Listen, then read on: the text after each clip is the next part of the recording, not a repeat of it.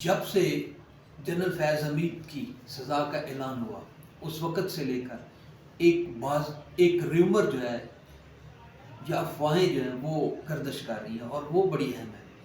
کہ ایک سوال اٹھایا جا رہا ہے سوشل میڈیا کے اوپر بھی، مین سٹریم میڈیا کے اوپر بھی، اور اس کے ساتھ ساتھ مختلف ذرائع سے جو بھی کوئی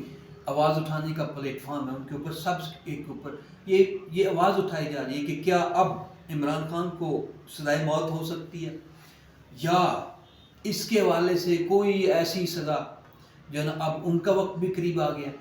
تو یہ سوال مختلف انداز سے جو ہے نا وہ اٹھایا جا رہا ہے. تو اس کے حوالے سے بڑی ضروری بڑی اہم چیز ہے کہ Imran Khan no doubt in کا کمبینیشن تھا، ٹھیک ہے، ان کا جو ایک گٹھ جوڑ تھا فیض حمید صاحب، اور یہ سارا سلسلہ اس وقت چلا 2018 کے اندر خاص طور پہ، اور جو سزا دی گئی اور جو آئی ایس پی آر کی جانب سے پریس ریلیز جاری ہے اس کا آخری پیرا خاصا امپورٹنٹ ہے جس کے اوپر بحث کی جا سکتی ہے،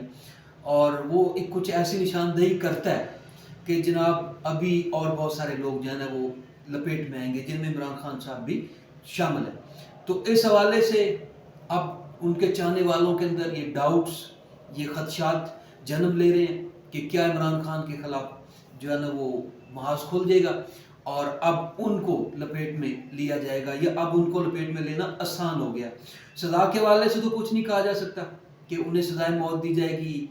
یا کس طرف یہ رک جائے گا، لیکن یہ بات ذہن میں رکھیں پاکستان کے مقبول ترین رہنما ہیں، تو اگر کوئی ایسا اقدام اٹھایا جاتا ہے تو اس کے کوئی نتائج بھی اتنے اچھے نہیں ہوں گے.